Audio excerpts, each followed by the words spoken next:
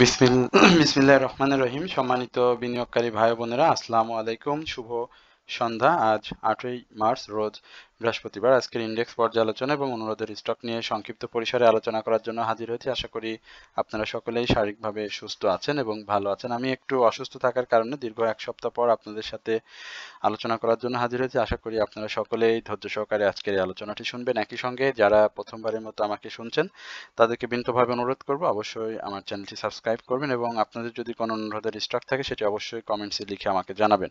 এছাড়াও যারা প্রতিনিয়ত আমাকে শোনেন তাদের সবাইকে আন্তরিক ধন্যবাদ এবং কৃতজ্ঞতা প্রকাশ করছি। একই সঙ্গে আপনাদের অনুরোধের স্টক থাকলে সেটি অবশ্যই আপনারা কমেন্টসে লিখে জানাবেন। অনেকের কমেন্টসের স্টক বা অনুরোধের স্টক নিয়ে আলোচনা করতে পারি না। সেক্ষেত্রে যারা আমাকে হোয়াটসঅ্যাপে নক করেন আমি তাদেরকে জানিয়ে দেওয়ার চেষ্টা করি আপনাদের অনুরোধের স্টকের বর্তমান অবস্থা বা এবং আগামী দিনে কি ধরনের অ্যাকশন আসতে পারে স্টকটি সে সম্পর্কে। তো আপনারা জানেন যে আজকে মার্কেটের 100 পয়েন্ট পজিটিভ দিয়ে মার্কেট শেষ হচ্ছে। গত দিনে মার্কেট কিন্তু আমরা দেখেছিলাম 149.32 মার্কেটের ডাউন ট্রেন্ড ছিল। সেখান থেকে ভারত পাকিস্তানের যুদ্ধের কারণে আমাদের যে ডিএসসি রয়েছে সেখানে আসলে একটা পারমাণবিক হামলা আমি বলবো, সেই হামলায় আমরা দেখেছি 149 পয়েন্ট মার্কেট নেগেটিভ হয়েছিল এবং 4,802 পয়েন্টে মার্কেট ক্লোজ দিয়েছে। সেখান থেকে আজকে মার্কেট বের হয়ে এসেছে এবং আজকে 100 পয়েন্ট পজিটিভ। আমি বলবো যে এই পজিটিভনেসটা আসলে মার্কেট কন্টিনিউ করবে কিনা সেটি আমাদেরকে আসলে লক্ষ্য রাখতে হবে। আমরা আগস্ট পরবর্তী সময়ে এক সময় মার্কেটকে 300 পয়েন্ট কিন্তু পজিটিভ দেখেছিলাম এবং সেই 300 পয়েন্ট পজিটিভ যখন হয় সেটি কিন্তু কন্টিনিউ করেনি। তো আমরা এই মুহূর্তে আমি বলবো যে অবশ্যই মার্কেট অবজার্ভ করতে হবে মার্কেট আসলে তার যে র্যালি সেটিকে কন্টিনিউ করে কিনা এবং মার্কেটের যে ভ্যালু সেটিও আপনারা দেখতে পাচ্ছেন যে ভ্যালুটা পর্যায়ক্রমে বৃদ্ধি পায় কিনা। গত দিনের যে ভ্যালুটি ছিল সেটি কিন্তু একেবারে অপ্রত্যাশিতভাবে মার্কেটের ভ্যালু বৃদ্ধি পেয়ে যায়, অর্থাৎ 516 কোটি টাকা লেনদেন হয়। আজকে কিন্তু সেটি লেনদেন দেখতে পাচ্ছেন 366 কোটি টাকা লেনদেন হয়েছে, অর্থাৎ গত দিনের তুলনায় আজকে কিন্তু 50 কোটি টাকা লেনদেন কম হয়েছে। তো এটাই আসলে আমাদেরকে মাথায় রাখতে হবে। মার্কেটের যে ওপেনটি হয়েছিল দেখতে পাচ্ছেন 4,802 পয়েন্টে এবং ডে হাই হয়েছিল 4,909 পয়েন্টে। মার্কেটে আজকে অনেক আমরা দেখেছি স্টক আপ ট্রেন্ডে ছিল, অনেক স্টক হল্টেড হয়েছে। তো হল্টেড স্টকগুলো আমরা দেখতে পাচ্ছি কেপিপিএল জেড ক্যাটাগরি স্টকটি আজকে হল্টেড হয়েছে, কেপিসিএল হল্টেড হয়েছে, এনআরবিসি ব্যাংক হল্টেড হয়েছে, কেডিএস এটা আমাদের অনুরোধের স্টক ছিল হোয়াটসঅ্যাপ গ্রুপে। আমরা মার্কেটের 3 দিন আগে আমরা গ্রুপে এই স্টকটি দিয়েছিলাম বাই করার জন্য, অনেকেই বাই করেছেন। আজকে হয়তোবা তারা বেশ ভালো অবস্থান রয়েছে। আজকে মিউচুয়াল ফান্ড আমরা দেখেছি ভালো করেছে, বেশ কিছু মিউচুয়াল ফান্ড এবং ব্যাংকিং সেক্টরের ভালো আধিপত্য ছিল। আমরা একটু সেক্টর বাই একটু গেনার লিস্টটা দেখে আসি। আপনারা দেখতে পাচ্ছেন যে টেক্সটাইল সেক্টরে আজকে 55টি স্টক আপ ট্রেন্ডে ছিল। সেক্টর গেনারে সবসময় আমরা অধিকাংশ সময় আমরা টেক্সটাইল সেক্টরকে দেখি, সেখানে আজকে 55টি স্টক আপ ট্রেন্ড, ডাউন ট্রেন্ডে একটি ইকুয়াল 2টি। ইন্স্যুরেন্স সেক্টরের পুরোটাই আজকে আপ ট্রেন্ড এবং ইঞ্জিনিয়ারিং সেক্টরের পুরোটা আপ ট্রেন্ডের কাছাকাছি 41টি স্টক আপ ট্রেন্ডে ছিল।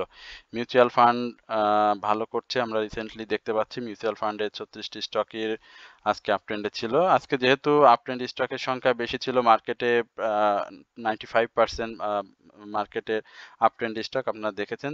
377 স্টক আপ ট্রেন্ডে ছিল, ডাউন ট্রেন্ডে ছিল 10টি এবং আনচেঞ্জ অবস্থাতে ছিল 7টি। আমরা একটু চার্ট দেখে আপনাদের অনুরোধের স্টক নিয়ে সরাসরি চলে যাব। আমার কাছে আজকে 33টি স্টকের আসলে অনুরোধ এসেছে, সেখান থেকে আমরা বাছাই করে 10টি স্টক নিয়ে খুব সংক্ষিপ্ত পরিসরে আলোচনা করব। আশা করি আপনারা শুরু থেকে আজকে এই আলোচনাটি শুনছেন।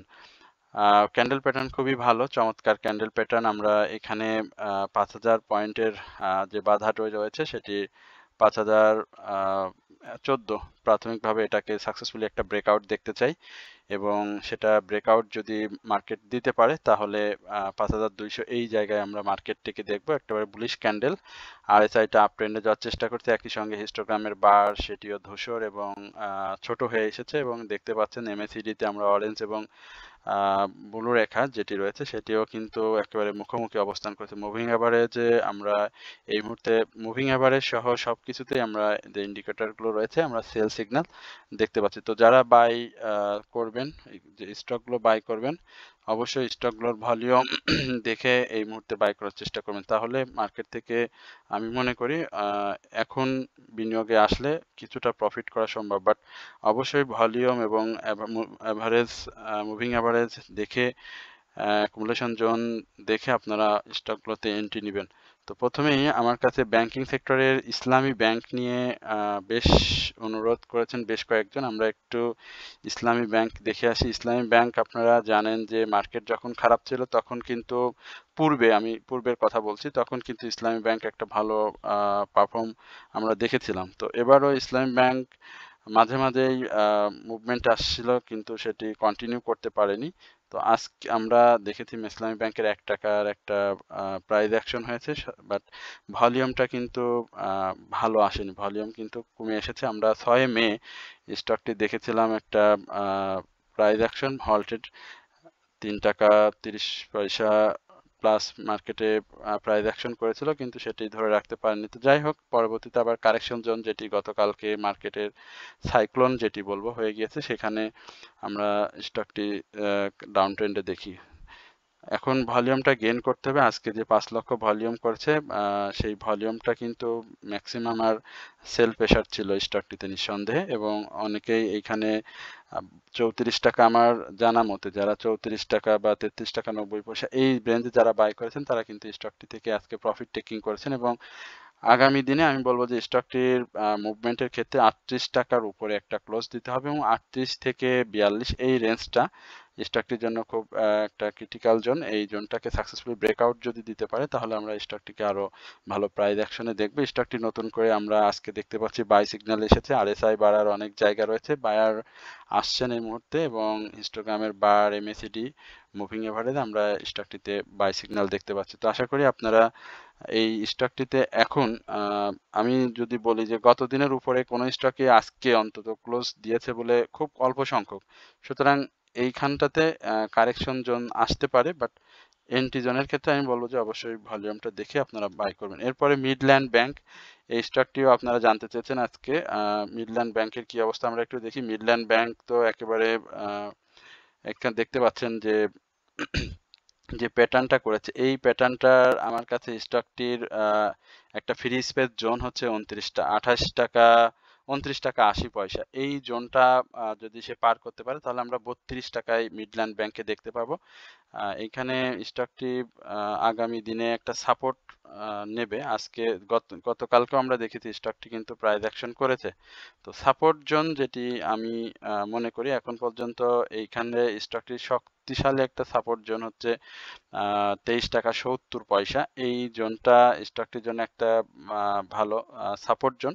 তো এটা যদি সে রেসপেক্ট করে তাহলে খুবই ভালো করবে, আর যদি রেসপেক্ট না করে তাহলে আপাতত একটা আরএসআই কারেকশন জোন আমরা স্টকটিতে দেখতে পাবো। যেহেতু আরএসআই অনেক বেড়ে গিয়েছে, আপনারা দেখেছেন আজকে কিন্তু ভলিউমটাও কিন্তু আমরা সেভাবে পাইনি। তো মিডল্যান্ড ব্যাংক বেশ ভালো প্রফিট দিয়েছে, সাধারণ বিনিয়োগকারীদের হিউজ পরিমাণে প্রফিট দিয়েছে খারাপ বাজারেও। এখানে আপনারা হিস্টোগ্রামের বার দেখতে পাচ্ছেন আজকে কিন্তু ধূসর হয়ে এসেছে ছোট। তো আগামী দিনে স্টকটি লক্ষ্য রাখতে হবে, কারণ এই ধরনের স্টকে আসলে গেমলিং হচ্ছে সেটা আপনারাও বুঝতে পারছেন। সুতরাং অপেক্ষা করার বিকল্প আমি মনে করি এই মুহূর্তে এই মিডল্যান্ড ব্যাংকে নেই। আর এই মুহূর্তে অবশ্যই আপনারা ভুলেও এই স্টকটিতে কেউ এন্ট্রি জোনে যাওয়ার চেষ্টা করবেন না।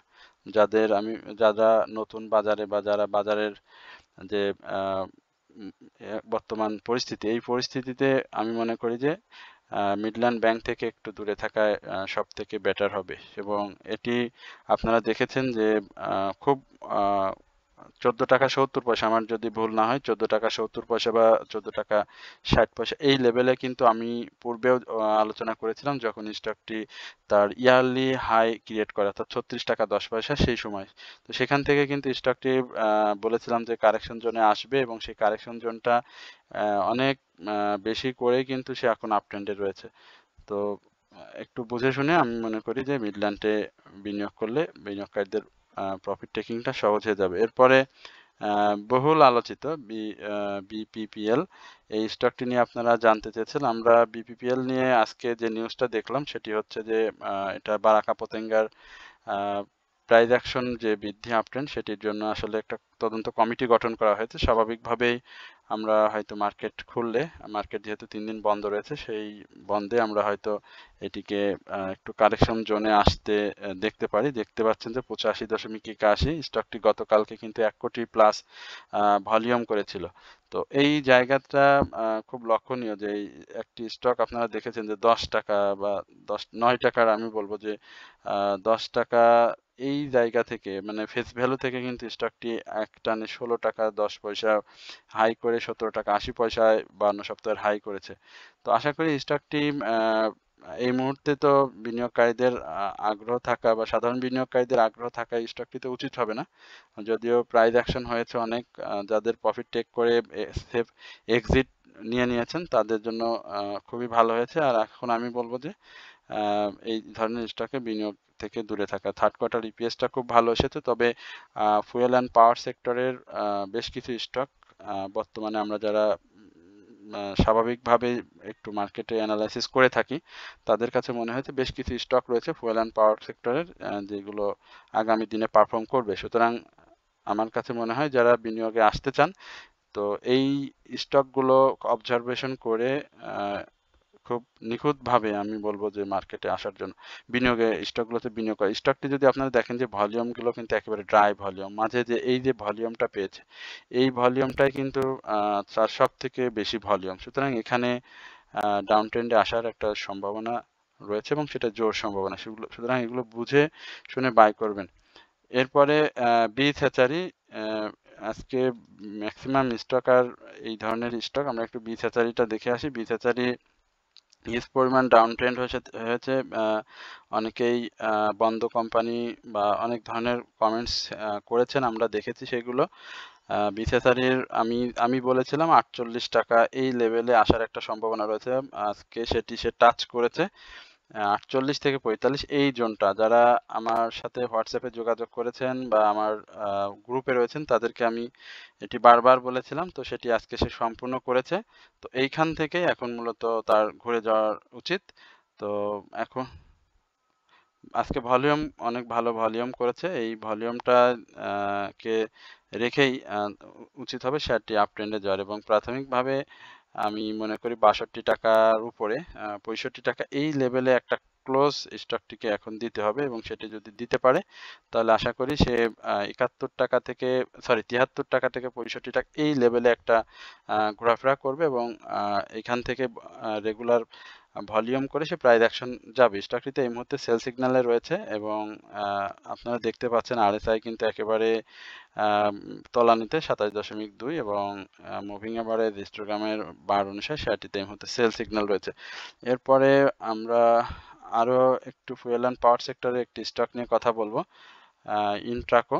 আমরা দেখি ইন্ট্রাকোর কি অবস্থা। ইন্ট্রাকো আমার গ্রুপে অনেক মেম্বার বাই করেছিলেন, এখন হয়তো অনেকেই প্রফিটে আছেন, কারণ ইন্ট্রাকো কিন্তু ভালো একটা প্রাইস অ্যাকশন করেছিল, এবং যে প্রাইস আপনারা বাই করেছিলেন আমার যতদূর মনে পড়ে যে 18 টাকা থেকে 21 টাকা এই রেঞ্জে অনেকেই বাই করেছিলেন। তো আজকে স্টকটি কিন্তু আমরা দেখতে পাচ্ছি 21 টাকা 50 পয়সা থেকে হাই করেছিল 23 টাকা 10 পয়সা, এবং এর আগেও স্টকটি আমরা দেখেছি 24 টাকা 20 পয়সা 24 টাকা 30 পয়সা এই লেভেলে স্টকটি এসেছিল। তো এইখানে সেল সিগন্যাল বিদ্যমান স্টকটিতে, এখন দেখতে হবে তার ভলিউমটাকে সে রেগুলার ধরে রাখতে পারে কিনা। থার্ড কোয়ার্টার ইপিএস ভালো এসেছে, আশা করি স্টকটি ভালো করবে, এবং আমি মনে করি যে অবশ্যই স্টকটি এই যে 24 টাকা 50 পয়সার যে ব্যারিয়ারটি রয়েছে সেটিকে আগে সাকসেসফুলি ব্রেকআউট করতে হবে। যদি ব্রেকআউট করতে পারে তাহলে আমরা স্টকটিকে তার যে আমি একেবারে একটা আপট্রেন্ড বলি যে 41 টাকা 90 পয়সা যে ইয়ারলি হাই, সেই হাইটাকে আমরা টাচ করার একটা সম্ভাবনা দেখতে পাবো। সুতরাং এই ইন্ট্রাকোতে এই মুহূর্তে এন্ট্রি জোন হিসেবে নেওয়া যায়। যদি কেউ ইন্ট্রাকোতে বিনিয়োগ করতে চান তাহলে করতে পারেন। আমি এর আগেও আরো যে কয়েকটি স্টক আলোচনা করলাম, সেই স্টকগুলোতে কিন্তু আমি এইভাবে বলিনি, বাট ইন্ট্রাকোর ক্ষেত্রে আমি বলেছি, কারণ ইন্ট্রাকোটা আমার কাছে এই মুহূর্তে ভালো লেগেছে। এরপরে আপনাদের মিউচুয়াল ফান্ড রয়েছে আলোচনায়। আমি এখন AB bank first mutual fund যেটি রয়েছে সেটি আলোচনা করতে যাচ্ছি। সেটা আপনারা দেখেছেন যে এই মিউচুয়াল ফান্ড নিয়ে আমি বেশ কয়েকবার আপনাদের সাথে আলোচনা করেছিলাম এবং আপনারা আমার কাছে জানতে চেয়েছিলেন। আমি মিউচুয়াল ফান্ডকে এই এবি ব্যাংক নিয়ে বলেছিলাম যে এটা যেহেতু মিউচুয়াল ফান্ডটা মুভমেন্টে রয়েছে, এখানে মিউচুয়াল ফান্ডের ভালো হওয়ার একটা সম্ভাবনা থাকবে। তবে সেটি আমাদের দেখতে হবে যে মার্কেটটা কন্টিনিউ আপ ট্রেন্ড করে কিনা। তো মার্কেট যখনই আপ ট্রেন্ডে যাওয়ার একটা ইঙ্গিত দিয়েছে বা মার্কেট একটু ভালো হওয়ার মতো হয়েছে, তখনই কিন্তু মিউচুয়াল ফান্ডকে আমরা 2-3 দিন কন্টিনিউয়াসলি একটু ভালো করতে দেখছি। বাট আবারও যখন ডাউন ট্রেন্ডে চলে আসে, তখন কিন্তু হিউজ পরিমাণে প্রাইস কারেকশন হয়। তো যার কারণে আমি মিউচুয়াল ফান্ড এবং ব্যাংকিং সেক্টর এই সেক্টর দুটি নিয়ে আপনাদের বারবারই বলেছিলাম যে আমরা এপ্রিল মাসটা অবজার্ভ করব। অবজার্ভ করার পরে যদি আমাদের মনে হয় যে না এই সেক্টরগুলো আপ ট্রেন্ডে যাবে, সেটি আপনাদেরকে আমরা পরবর্তী আলোচনায় জানিয়ে দেবো। তো এই আলোচনায় আমি সেটি জানিয়ে দিচ্ছি যে আমাদের কাছে যেটি মনে হয়েছে যে এই মুহূর্তে এই মিউচুয়াল ফান্ড এবং ব্যাংকিং সেক্টরের কিছু স্টক, যেহেতু আমি কাউকে বাই সেল করার নির্দেশনা দিই না, জোর করি না, এই বিষয়টি আপনারাও জানেন। তো কিছু কিছু এই মিউচুয়াল ফান্ড এবং ব্যাংকিং সেক্টরের কিছু স্টক মুভমেন্টে আসবে। তো সেই স্টকগুলোতে আপনারা নজর রাখবেন। তো তার মধ্যে আমার কাছে এই এবি ব্যাংক ফার্স্ট মিউচুয়াল এটি ভালোর একটা সম্ভাবনা তৈরি করেছিল পূর্বে এবং সেটি ভালো করেছে। এখন এই 5 টাকা 50 পয়সার উপরে ক্লোজ করতে হবে। 5 টাকা 80 পয়সা এই লেভেলে আমরা এখন এই মিউচুয়াল ফান্ডকে টার্গেট হিসেবে নিয়েছি, যেহেতু সে ভলিউমটা পাচ্ছে এবং ভলিউমটা যদি কন্টিনিউ করে তাহলে 5 টাকা 80 পয়সা এই লেভেলে স্টকটি যাওয়ার সম্ভাবনা রয়েছে। স্টকটিতে এই মুহূর্তে সেল সিগন্যাল রয়েছে এবং আপনারা জানেন যে এটি 52 সপ্তাহের হাই ছিল 5 টাকা 50 পয়সা। তো সেটি খুব কাছাকাছি আমরা স্টকটিকে দেখতে পাচ্ছি এবং আগামী দিনে আমরা এই জায়গায় আমরা মিউচুয়াল ফান্ডকে দেখতে পাবো। তো যারা এন্ট্রি হিসাবে নিতে চান, আমি বলবো যে 4 টাকা 50 পয়সা বা 4 টাকা 70 পয়সা এই জোনটা কিন্তু খুব সেফ সেফ এন্ট্রি জোন ছিল। তো এই সেফ এন্ট্রি জোনে যারা এন্ট্রি নিয়েছেন তারা হয়তো প্রফিট টেকিংটা খুব সহজেই করতে পারবেন। এরপরে ইমারাল অয়েল, এই স্টকটিও আপনারা জানতে চেয়েছেন। আমরা একটু ইমারাল অয়েলের কি অবস্থা দেখি। জেড ক্যাটাগরি এই স্টকটি খুব সুন্দরভাবে ডাউন ট্রেন্ডটা খুব সুন্দরভাবে হয়েছিল এবং আপ ট্রেন্ডটা খুব সুন্দর হচ্ছিল। মার্কেটের এখানে একটু সাইডওয়েজ মুভমেন্ট দিয়ে আবারও খুব চমৎকার একটি ক্যান্ডেল করেছে। 24 টাকার ব্যারিয়ারটা সাকসেসফুলি ব্রেকআউট করলে 26 থেকে 27 টাকা এই লেভেলে আমরা দেখতে পাবো। স্টকটিতে এই মুহূর্তে সেল সিগন্যাল রয়েছে, ভলিউমটা গেইন করার চেষ্টা করছে। আরএসআই যথেষ্ট পজিটিভ এবং আরএসআই বাড়ার অনেক জায়গাও রয়েছে। 23 টাকা 50 পয়সার উপরে একটা ক্লোজ প্রত্যাশা করি এবং সেটি যদি দিতে পারে তাহলে আমরা 27 টাকা এই লেভেলে স্টকটিকে দেখতে পাবো। সুতরাং যাদের রয়েছে তারা হোল্ড করতে পারেন। এই লেভেলে আসলে আপনারা প্রফিট পাবেন যারা 20-21 টাকা এই জায়গায় বাই রয়েছে। আর যেহেতু এটি জেড ক্যাটাগরির স্টক, সুতরাং আমি মনে করি যে বাই সেলের ক্ষেত্রে অবশ্যই একটু সতর্কতা অবলম্বন করবেন। এরপরে আমরা আরডি ফুডের কি অবস্থা? আরডি ফুডের খুব চমৎকার ক্যান্ডেল প্যাটার্ন তৈরি করছে, একেবারে বুলিশ ক্যান্ডেল আমরা দেখতে পাচ্ছি আরডি ফুডের। ভলিউমটা পাইনি, ভলিউমটা আরো গ্রো করতে হবে। তো স্টকটি যেহেতু খুব ছোট একটি স্টক, আপনারা জানেন যে মাঝে মাঝে যখন প্রাইস অ্যাকশন হয় তখন 2 থেকে 3 টাকার একটা কমন গ্যাপ এই স্টকটির জন্য। স্টকটির বাধা হচ্ছে 24 টাকা। এটাকে যদি সে অতিক্রম করতে পারে তাহলে একেবারে 28 টাকা এই লেভেল পর্যন্ত একটা ফ্রি স্পেস পাবো। তো এই ফ্রি স্পেসে আমরা স্টকটি যদি প্রাইস অ্যাকশন করতে পারে তাহলে কিন্তু স্টকটি 29 টাকা 40 পয়সার যে হাইট রয়েছে সেটি ব্রেকআউট করবে এবং পরবর্তীতে আমরা এই স্টকটি 31 টাকা 80 পয়সা থেকে 32 টাকা এই লেভেলে দেখতে পাবো। তো যাদের কাছে রয়েছে আরডি ফুডে আপনারা থাকতে পারেন। আরডি ফুডের বাই সিগন্যাল রয়েছে এবং অবস্থানগত দিক দিয়ে আমার কাছে আরডি ফুডটাকে ভালো মনে হচ্ছে। এরপরে এলএইচবি অর্থাৎ লাফার্স হোলসিম বাংলাদেশ পিএলসি, আমরা স্টকটি দেখতে পাচ্ছি সিমেন্ট সেক্টরের বেশ কিছু সাইডওয়েজ মুভমেন্ট ছিল। বাজারে কালকে খারাপ থাকা সত্ত্বেও দেখেছেন যে স্টকটি কিন্তু মাত্র 60 পয়সা ডাউন ট্রেন্ড ছিল এবং আজকে সেটি কিন্তু সে কাভার করে দিয়েছে। একই সঙ্গে স্টকটির কিছু বাধাও রয়েছে। একটা বেশ কিছুদিন ধরে সে সাইডওয়েজ মুভমেন্ট দিয়ে যাওয়ার একটা চেষ্টা করছে। আরএসআই আপ ট্রেন্ডে এবং হিস্টোগ্রামের বারে আমরা এমএসিডিতে সবকিছুতে বাই সিগন্যাল দেখতে পাচ্ছি, মুভিং অ্যাভারেজে বাই সিগন্যাল দেখতে পাচ্ছি। এখন এই মুহূর্তে আমার কাছে যেটি মনে হচ্ছে ভলিউমটা খুব ইম্পর্টেন্ট। ভলিউমটা যদি গেইন করতে পারে তাহলে আশা করি স্টকটি ভালো করবে। এখন আমাদের লক্ষ্য রাখতে হবে যে স্টকটি কন্টিনিউ তার ভলিউমটাকে গেইন করতে পারে কিনা। একই সঙ্গে বাজার যে পরিস্থিতি, এই পরিস্থিতির সাথে যদি প্রাইস অ্যাকশন করতে হয় অবশ্যই স্টকটি 48 টাকার যে বাধাটি রয়েছে এবং 48 থেকে 50 টাকা, এই বাধাগুলো তাকে সাকসেসফুলি ব্রেকআউট করতে হবে। ব্রেকআউট সাপেক্ষে স্টকটি প্রাইস অ্যাকশন আমরা দেখব। এরপরে আমরা ক্যাপটেক্স, এই স্টকটি দেখি মিউচুয়াল ফান্ডের স্টকটির আমরা বাই সিগন্যাল দেখতে পাচ্ছি। ভলিউম চেষ্টা করছে। এই ভলিউমটা আসলে খুব জরুরি। ভলিউম প্রতিটি স্টকেরই খুব প্রয়োজন এবং স্টকটিতে বায়ার রয়েছে বেশ ভালো। বায়ারের এবং সেলারের বেশ ভালো একটা কম্পিটিশন এবং তারা নিজেরা এখানে বাই সেল করছে কিনা সেটিও একটু আমাদেরকে লক্ষ্য রাখতে হবে। এই বিষয়গুলো লক্ষ্য রাখলে আসলে বাজারে বিজনেস করা খুবই কঠিন। 52 সপ্তাহের হাই ছিল 17 টাকা 60 পয়সা। এখানে বাধা যেটি 8 টাকা 50 পয়সা, আমরা দেখি স্টকটি সেই বাধাটা সাকসেসফুলি ব্রেকআউট করতে পারে কিনা। এর আগে আমরা দেখেছি যে 7 টাকা 50 পয়সা, 7 টাকা 40 পয়সা, এই জায়গাগুলো থেকে কিন্তু সে বারবার আপনারা দেখতে পাচ্ছেন যে ফিরে এসেছে।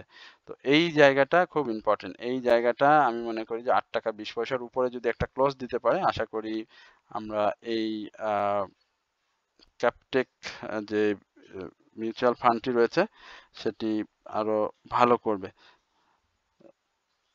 আর একই সঙ্গে আপনারা জানেন যে সোমবারে মার্কেট সম্পর্কিত একটি বিশেষ আলোচনা রয়েছে উপদেষ্টা মহোদয়ের সঙ্গে। তো সেই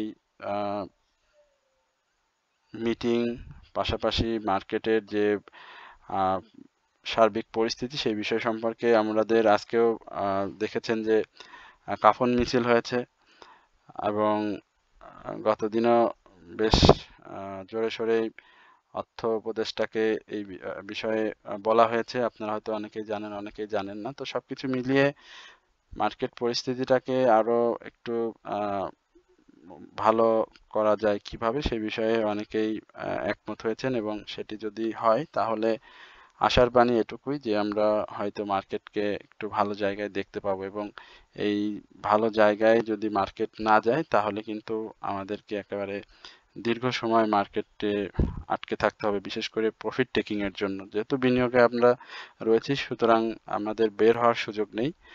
আমাদের থাকতে হবে মার্কেট যত খারাপ পরিস্থিতি আসুক না কেন।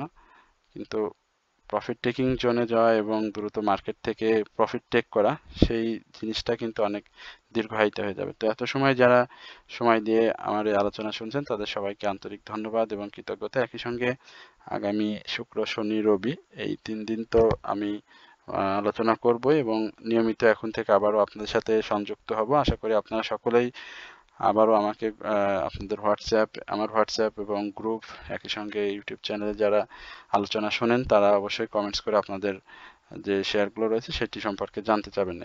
এছাড়াও আমি সবাইকে বিনীতভাবে অনুরোধ করব আপনারা বিনিয়োগের ক্ষেত্রে অবশ্যই সাবধানতা অবলম্বন করবেন। এই মুহূর্তটা সহ বাকি জীবনে যতদিন বাজারের সাথে থাকবেন সাবধানের সাথে বিনিয়োগ করবেন। সকলেই ভালো থাকবেন, সুস্থ থাকবেন, এই প্রত্যাশায় আজকের আলোচনা এখানে শেষ করছি। আসসালামু আলাইকুম ওয়া রাহমাতুল্লাহি ওয়া বারাকাতুহু।